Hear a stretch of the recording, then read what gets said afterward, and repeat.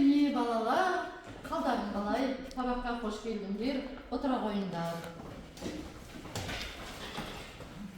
Балалар, бүгүн химия сабагынын кезекти бөлүгүн баштайбыз. Химия сабагына келгендерге рахмет. Билим алып, билимди толуктуруу ар качан бизде басты орунда. Сондуктан билим алуудан жалыкпайык, сабактан калмайык, сабакка келип баарын түшүнүп кайтууга тырышайык. Осы аптанын дайек сөзүмен таныш болайык, балалар? Осы аптанын дайек сөзү шығармашыл бала, ойлы бала. Бул не деген мағынаны билдирет? Егер бала шығармашылыкпен жұмыс істеп, ар түрлүү нерсеге кызыгуучулук танытса, ол өзүнүн ою аркылы жаңадан жетиштерге жетеди деген сөз. Канекей балалар, осы шығармашылык бала, ойлы бала деген тақырыпқа бір ауыз сөз айтып кетейік, канекей. Айта ғой? Кек білмеймін. Сен шығармашылысың. Өйткені сен күнде тұрасың, таңертең жүгіресің, секіресің, иә? Бұның бәрі шығармашылық деп аталады. Жақсы? Бала дегенimiz әртүрлі іске белсене қатысатын, белсенді және зерек бала деп ойлаймын. Жақсы. Айта ғой, Гүлім, қандай бір ауыз сөзден айта ғой? Шығармашыл бала деген ол бізде өнерлі балаларды айтады. Мысалы, өзінің өнері бар, туа біткен өнері бар балалар. Шығармашыл бала деп бізде жан-жақтан өнері дамыған, кез келген нәрсені жақсы алып шығатын бала деп ойлаймыз. Шығармашыл бала, ойлы бала деген ол таланты бар бала. Сонымен аптаның дәйек сөзін қорытындылады, көп нәрсені білдік. Балалар, дәптеріңізді ашып, бүгінгі сабағымызды жазайық. Бүгінгі сабағымыздың тақырыбы табиғи карбонаттар деп аталады. Дәптерімізді ашып, тақырып жазайық, құрметті балалар.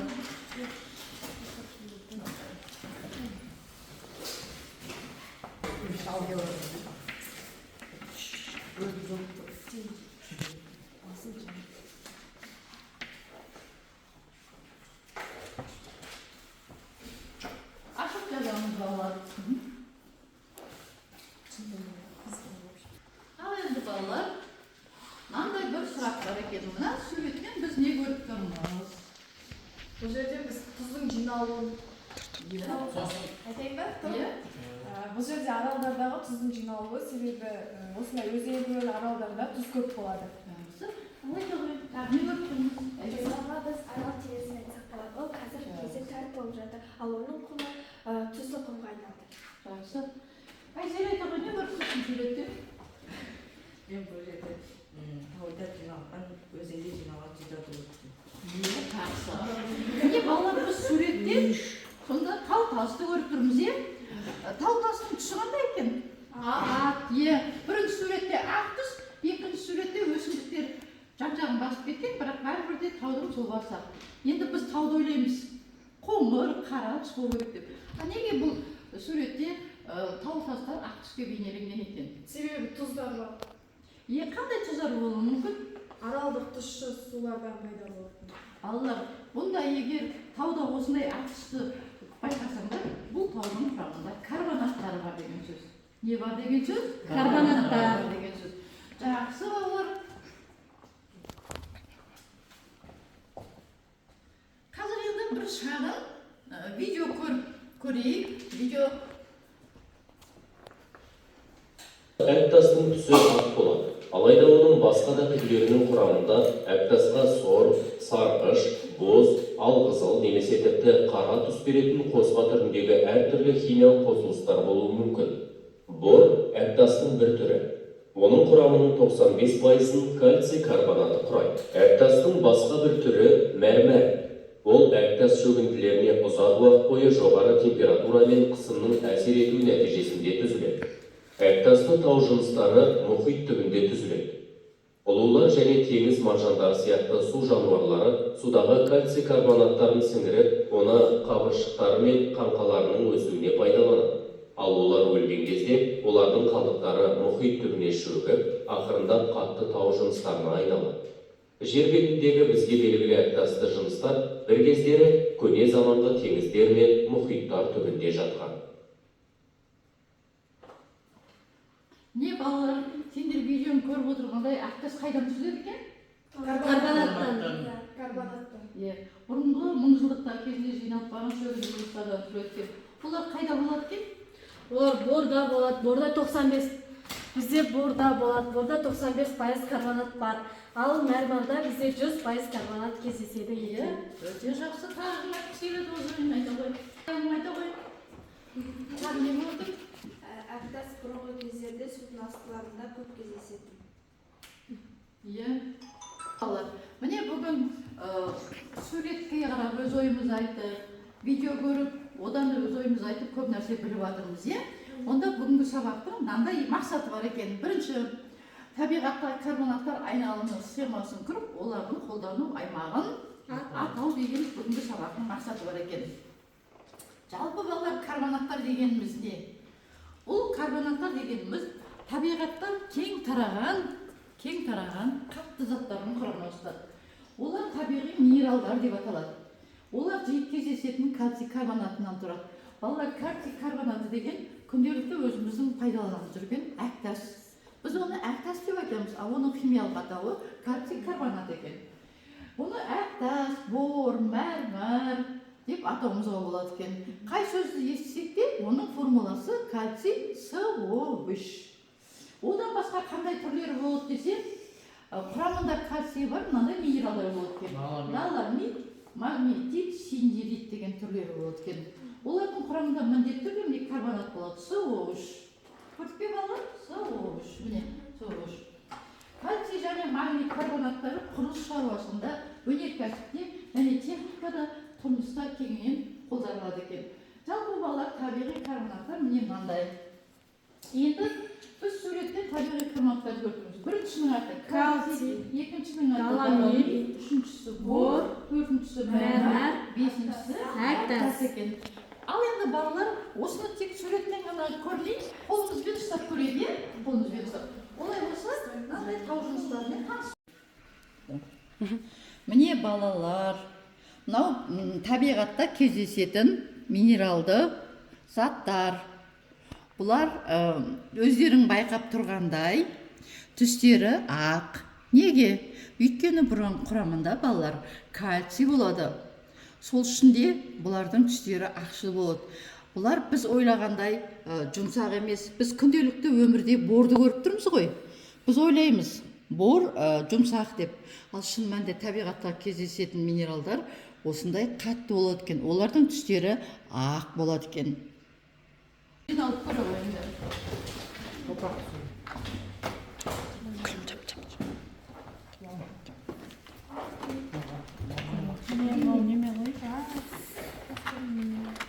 Жақсы. Не мына балалар, мәрмәрдің түрлері.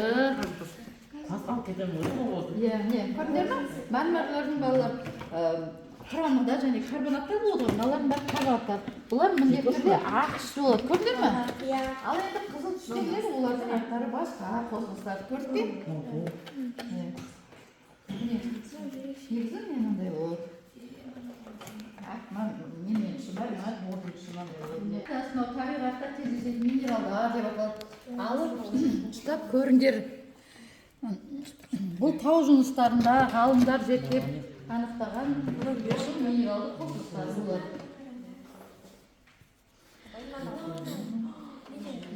Түстері әртүрлі болады, көріңдер ме? Өте жақсы.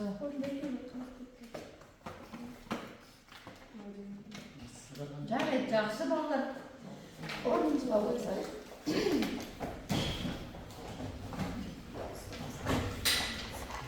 Туралы мағлұмат алып кішкене дәптерімізге жазайық. Жалпы балалар, табиғи карбонаттар бұл табиғатта бар нәрсе. Табиғатта. Не көрдіңдер ме карбонат? Оны ұнтақ күйінде мынандай көз алдында елестетуге болады. Бұл кальций гидроксидіне көмірқышқыл газ қосылған кезде кальций карбонат түзіледі және су түзіледі. Ал кальций карбонаты өз кезегінде ауадағы суды және көмірқышқыл газын сіңіріп кальций гидрокарбонатына айналады. Ал кальций гидрокарбонаты өз кезегінде қыздырғанда ыдырап қайтадан кальций карбонаты су және көмірқышқыл газына айналады. Сонда мына тұрған бірінші және екінші деңгейде қарама қарсы реакция жүреді. Ол қалай деген сөз. Мысалы, табиғатта сілті бар.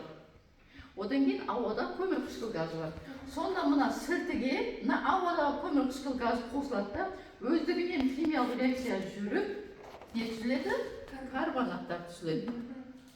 Енді ол карбонат түзіліп жай ғана қоймайды, ол жер астындағы сулармен әрекеттеседі, қайтадан көмірқышқыл газымен әрекеттесіп, кальций гидроксидіне айналады. Сонда табиғатта балалар айналым жүріп отырады. Ол ешқашан тоқтамайды. Ол өзгеріссіз. Оның тоқтап қалатын уақыты болмайды. Дәптерімізге осы тезді жазып алайық барымыз.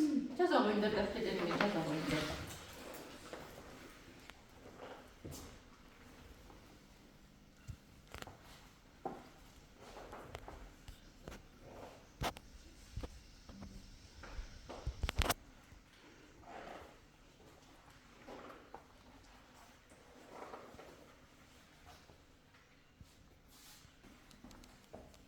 Жақсы, теңдеулер жазайық, балалар.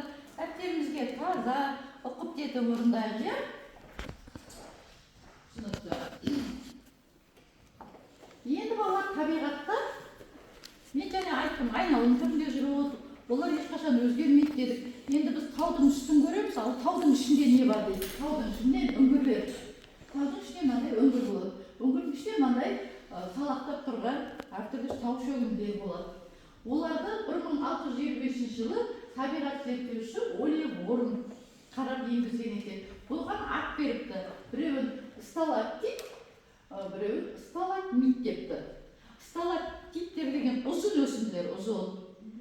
Сталагмиттер қысқа өсінділер. Міне мына жерде ұзын болып салақтап тұратындар бар, немесе қысқа болып бөлініп тұратындар бар. Осылар. Сталактит сөзі грек аударғанда тамшыдан түзілген деген мағынаны біледі. Яғни, жәнегі су тамшылары келеді, және карбонаттармен қосылады да, бірінен кейін бірі созылып, тамшы сияқты бірінің астына бірі созыла береді. Ол сөзімен өзінен өзі тамшыға ұқсас пайда болады. Түсінікті ме? Сонда егер таудың үңгіріне кіріп қалсаңдар, таудың ішіндегі нәрселерді көрсеңдер, ол нәрсені не дейсіңдер? Сталактит және сталагмит. Түсінікті ме? Оны химиялық. Біз ойлаймыз, ойбай, ана үңгірдің іші қорқынышты деп. Шынымен де ол шөгінді екен. Оның аты не деп аталады екен? Сталактит және сталагмит. Сталагмиттер және карбонаттар дегенді көп сөзбен айтылады. Жақсы балалар. Үй салуда. Көрдіңдер ме? Біз салған үйіміз, үйіміздің ішін әктастан түзілетін әксумен әктемесек, үйіміздің іші таласыздан бұрайды. Үйімізді жылда әктеп отырамыз. Одан басқа тіс басқысының құрамында болады екен. Бор кәдімгі тақтаға жазып жүрген бордың құрамында болады. Міне көрдіңдер ме? Ол сұйықтық, ол езіледі суға. Өйткені ол суда ериді. Қазір енді солардың суда еритін дәлелдеу үшін шағын химиялық реакция көрсетейін сендерге балалар. Мен көрсетемін, сендер қарап отырасыңдар. Жақсы ма? Біздің күнделікті пайдаланып жүрген міне борымыз бар, бор. Енді борды алып мына су салдым ішіне. Көрдік пе? Бұның аты, бордың аты не деп аталады? Әктас. Жаңа айтып қой, әктас. Бұны карбонат деп атайды. Енді оған су өлшеп алып құямыз. Міне, мынау мензурка. Мен одан су өлшеп алайық қазір.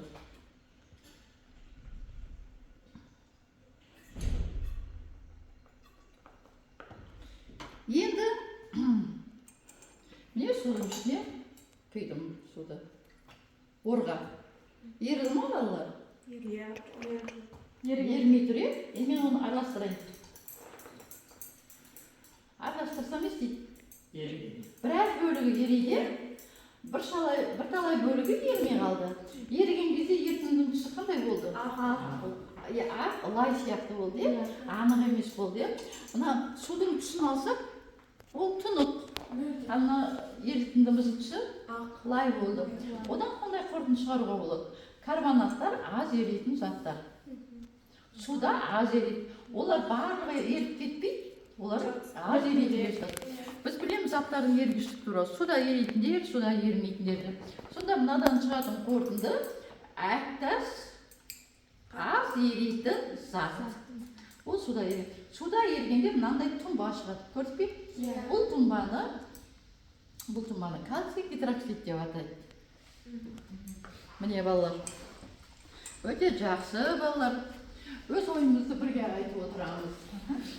Енді мынандай жұптық тапсырма орындайық.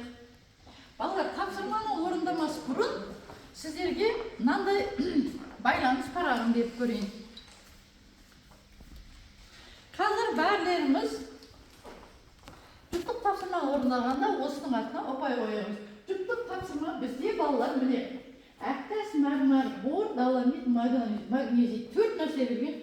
4 нәрсенің формуласын қолдану кездесуін айтамыз. Бұған балалар 5 бай беріледі, 5 бай. Осы тапсырманы орындағанда осы жерге 5 бай көрсетіп отырамыз. Егер жартылай орындасақ, ұпай саны азайып отырады. Бірінші кестеге 1 ұпай, екінші кестеге 2 ұпай, үшінші кестеге 1 ұпай береді. Сонда жиыны 5 ұпай береді. Алып тапсырманы орындап, ұпайды артына жазып отырамыз. Жақсы ма?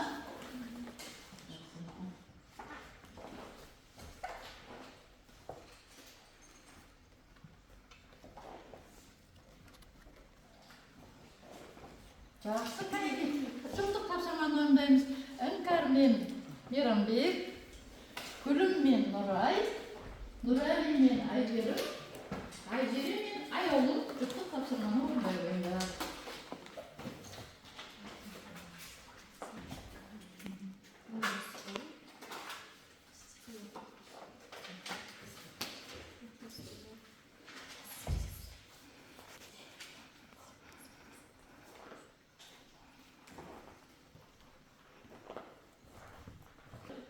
Уақыт беріледі. Орындай қойыңдар. Кестеміз. Бәрінің формуласы бірдей болады. Қандай болады? Кальций, К, Бәрінің формуласы кальций, К. Бір ғана сендерге қосымша мәлімет бердік. Енді қолдануын білеміз ғой. Не істейтінімізді жаза аламыз, қайда қолданады. Бәрі қайда кездеседі? Тауда, табиғатта кездеседі. Жаза қойыңдар. Пайдаланып жазыңыздар.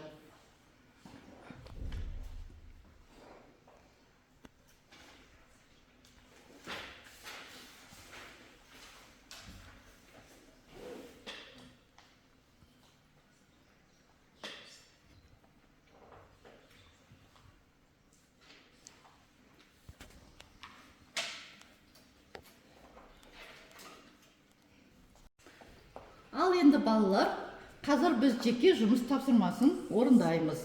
Мына жерде тапсырмада QR код берілген. QR код арқылы кіріп, функционалдық сауаттылыққа тапсырма орындайық. Бұнда мынандай мәтін берілген. Құрылыс компаниясы цемент өндірісінде әктас пен доломитті қолданады.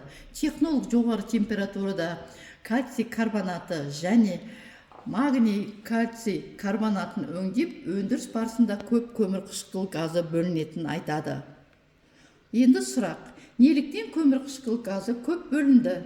Әктас пен доломиттің ыдырау теңдеулерін жазыңыз. Қоршаған ортаға әсерін жазыңыз. Міне балалар, қазір сіздер мына QR код арқылы кіріп, тапсырманы орындаған кезде мына кестені толтырасыздар. Бұл кестеде минералдардың формуласы берілген. Сол тұсқа қыздырған кездегі байқалатын құбылыстар, қышқылдармен әрекеттесу кезіндегі теңдеулерін жазасыздар. Ал енді іске сәт балалар, кәнекей тапсырманы орындауға кірісейік.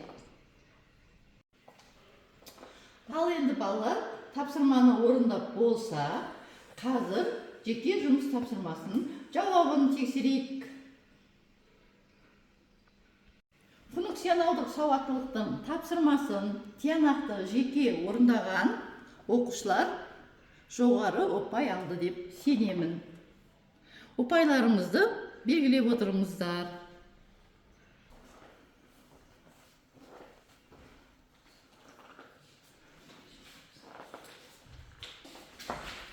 Жақсы балалар жазарымызда жұптасы бір-бірімізбен ақылдасып, бір-бірімізге айтып отырып орындайық жұптық тапсырманы. Жұптасып отырып. Айта қойыңдар. Оқи қойыңдар. Біріншісі әктас, оның формуласы KaSO3.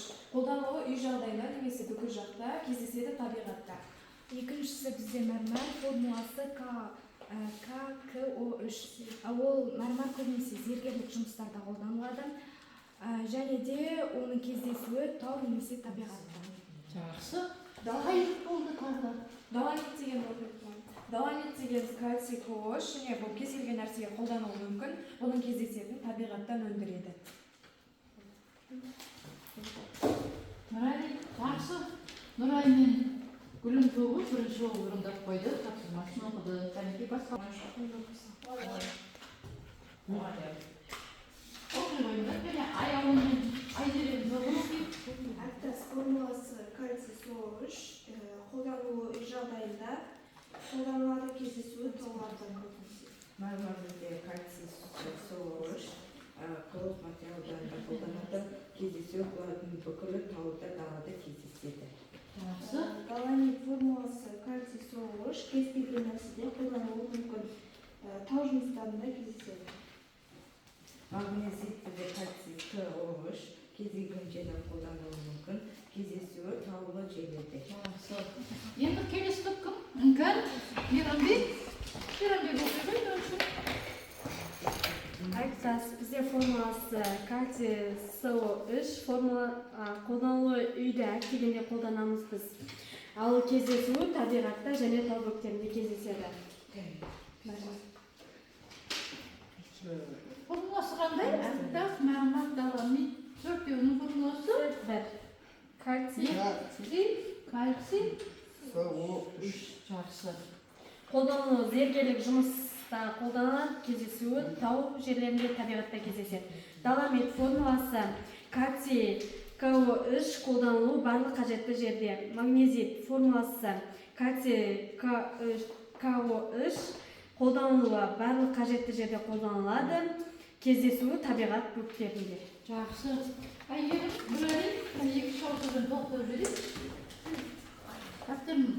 Әктас кальций КО3 үй жағдайында қолданылады, кездесетін жері ол бізде тауда. Мәрмәр кальций К03 O3 қолданылатын құрылыс кездесуі тауда кездеседі. Не балалар дәптерге кестені жақсы оқытты, таза орындады, не барлықтарымды не қарап отырып кестені шын толтырып қойдық. Не Нұрали де жақсы орындады, дәптердеріме іште таза орнықты. Кәнекей, Айзере сен дәптерін көрейік. Міне Айзере де дәптеріне өте жақсы таза орындады тапсырмаларды. Аяғында дәптеріне жақсы жазды. Не Гүлім міне кесте сызбай өз ойынша жазды. Нұрали екеуі өз ойларын анықтамаған. Жақсы балалар, олай болса химия дәптерді жауып шетке қояйық. Шетке қазір балалар бізде тара бойынша бұжығы болады. Бұжығыны ұқыпты орындаймыз, әркім өзіміз жеке орындаймыз. Уақыт 20 минут уақыт беріледі, асықпай бұжығымызды орындаймыз, Ал енді балалар, біз сабағымыздың келесі бөлімі бұжығы орындауға кірісейік. Бүгінгі бұжығымыздың тақырыбы 17 топ элементтері және 2 топ элементтер бөлімдері бойынша жиынтық бағалау. Бұнда мынандай мақсаттарды орындау қарастырылған. Топ бойынша галогендердің физикалық және химиялық қасиеттерінің өзгеру заңдылықтарын түсіндіру, галоген иондардың тәжірибе жүзінде анықтауды жоспарлау және анықтау, хлордың суды залалсыздандыруда қолдануын түсіндіру және осы процестің артықшылықтары мен кемшіліктерін бағалау, сілтілік жер металдардың маңызды қосылыстарының қолданылу аясын атау, екінші топ металдары катиондарының сапалық реакциясын анықтауды жоспарлау және оны тәжірибе жүзінде жасау. Міне балалар, осы мақсатты орындау үшін сіздерге бұжығы беріледі. Бұжығыны сауатты орындап, дәптерлерімізді бұжығы аяқталған соң өткіземіз. Іске сәт балалар. Жақсы. Мейрамбек, Іңкәр. Аяғымыз. Келеді. Нұрали. Нұрай. Айзере. Айзере. Гүлім.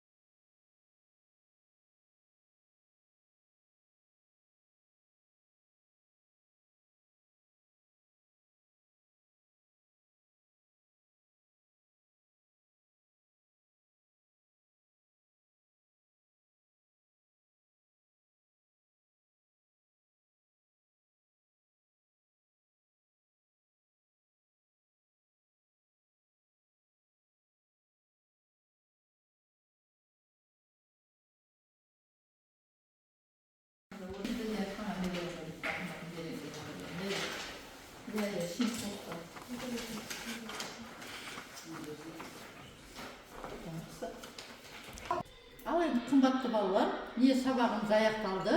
Үйге табиғи карбонаттар тақырыбын оқып, соңындағы екінші тапсырманы орындап келу. Алған ұпайымызды айтамыз. Қане күлім? Бүгін мен шалқаны ұпай алдым, өйткені бұжығыны орындадым. Одан кейін жұптық тапсырмаларды жақсы орындадым. Бүгін мен де 10 ұпай алдым. Сабақта белсенді болдым және де бұжығы тапсырмасын орындадым. Біз сабақта түсінгеніміз сабақ жақсы түсінікті болды. Карбонаттар жайлы жақсы білдік. Мен бұл сабақта 10 балл алдым. 5 балл жұптық жұмыста және 5 баллды бұжығыда алдым. Мен де 10 балл алдым. 5 баллды жұптық жұмыста, 5 баллды бұжығыда алдым. Мен де бүгін 10 балл алдым. 5 баллмен жұптық жұмысқа аяулым екен орындаған жұмысты алдым. 5 баллды бұжығыда алдым. Мен де 10 балл алдым. Жұптық жұмысқа қатысып, тақырыпты жақсы түсіндім.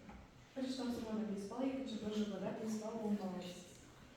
Мен де бірінші тапсырма жұптық жұмыстан бір аймен жұмыс істегенде 5 балл алдым, сосын бұжығыдан 5 балл алдым. Өте жақсы. Балалар, бүгінгі сабақта маған айтатын ұсыныстарың бар ма? Иә, бүгінгі сабақ қатты түсінікті болды, бізге ұнады. Бізден сізге ән. Ғалымда кемшілік бас